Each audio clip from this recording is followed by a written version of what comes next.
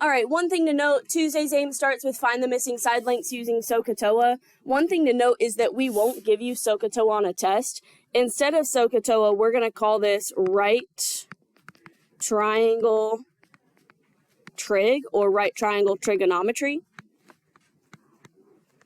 So when I say find the missing side lengths using right triangle trigonometry, you're going to have to know that that means SOHCAHTOA. We're not going to give you SOHCAHTOA because that gives you all of your ratios. Okay.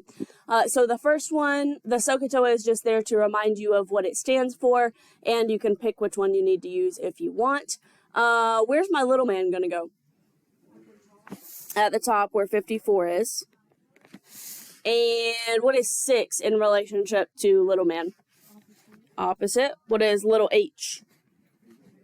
Adjacent. And which trig function uses opposite and adjacent?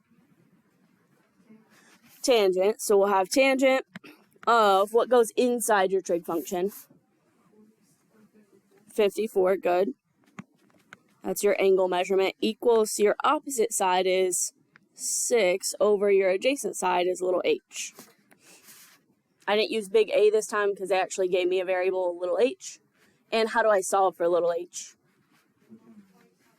Yep, we're going to have to multiply both sides by h first to actually solve for it. You can't solve for it if it's in the denominator like that.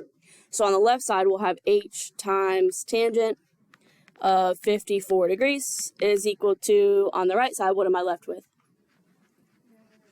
6. Good. And then remember, tangent is a function of 54, so you can't just undo tangent separate of 54. They go together. And so here, to get h by itself, it's multiplying by tangent of 54. So to undo that, we'll divide by tangent of 54.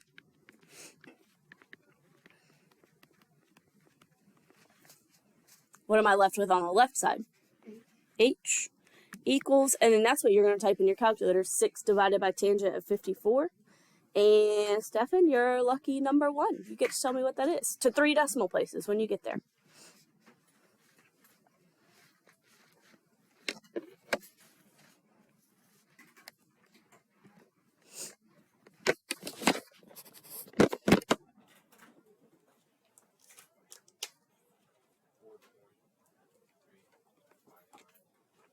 .359. Can anybody confirm? Good. 4.359. And they didn't give me any units, so I'm going to leave it there.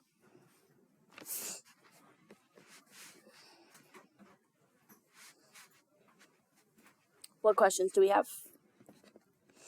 If you didn't get 4.359, my first step would just go to mode, make sure it's in degrees. And then my second step would be ask me for help.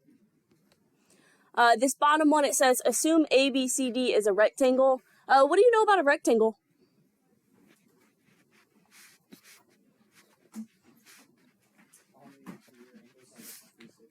All the interior angles add up to 360. Good. What else? It's 2 triangles. It is 2 triangles. Yes. What else? Something else you know. Yes. Something else you know about the angles. 4 angles. Yes. Do what? Yeah, they're all right angles, right? So we can say angle A is a right angle, angle C is a right angle. Technically, angle B and angle D are also right angles, but labeling that's going to get a little messy.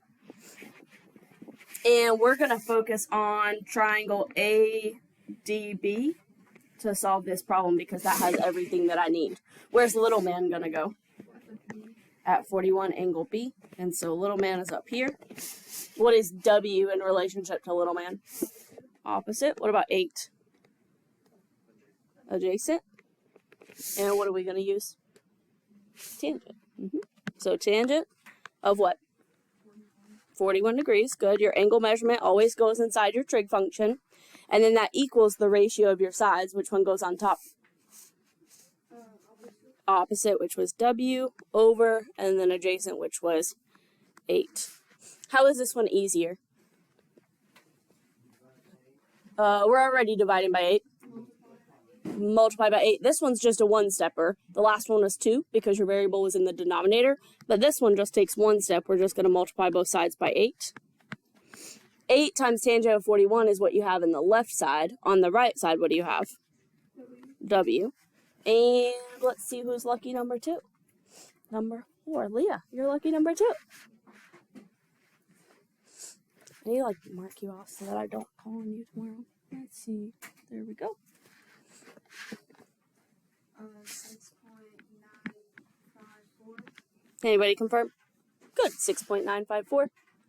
And that's it. Do we have more? Is that it? Awesome. Hey, tomorrow we're going to start inverse trig, so be ready to think tomorrow. Be ready to learn something new tomorrow. Yeah.